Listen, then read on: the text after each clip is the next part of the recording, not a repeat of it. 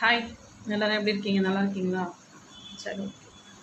என்னதான் ஒரு பெண்ணுக்கு எவ்வளோதான் மாடர்ன் ட்ரெஸ் வந்தாலும், ஒரு சுடிதார் ஆகட்டும், ஒரு டிஷர்ட்டு, இல்லை ஜீன்ஸு, எவ்வளோ வெரைட்டியான ட்ரெஸ் போட்டாலுமே, ஒரு பெண்ணுக்கு புடவை அப்படின்றது அது ஈடுகட்ட முடியாத ஒரு அழகை எடுத்து கொடுக்கும். 1000 தான் மாடர்ன் ட்ரெஸ் வந்தாலுமே, ஒரு பெண்ணுக்கு புடவை அப்படின்றது ஒரு சிற்ப சிலை செதுக்குன மாதிரி ஒரு தனி அழகு கொடுக்கும்.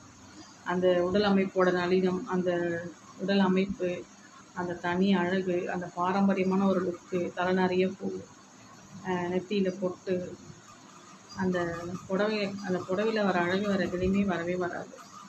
1000 தான் கலாச்சாரம் மாறினாலும், 1000 தான் ட்ரெஸ்ஸிங் சென்ஸ் மாறினாலும், எவ்வளோ விதமாக ட்ரெஸ்ஸுங்க போட்டாலுமே, அந்த புடவையில் இருக்க ஒரு அழகு ஒரு பெண்ணுக்கு எதுலேயுமே கிடைக்கவே கிடைக்காது. உண்மையே இல்லை நீங்கள் சொல்லணும்.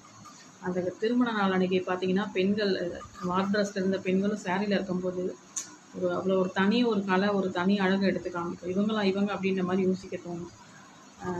ஒரு பெண்ணுக்கு பெண்மை, ஒரு பெண்ணுக்கு தனி அழகு எடுத்து கொடுக்குது அப்படின்னா அந்த புடவையில் மட்டும்தான். அந்த பெண்ணோட நளினம், அந்த அழகு, அந்த வடிவம் சொல்ல முடியாது. அதெல்லாம் அவ்வளோ ஒரு அழகு. அந்த புடவை அப்படின்றது அவ்வளோ ஒரு அழகு எடுத்து கொடுக்கும்.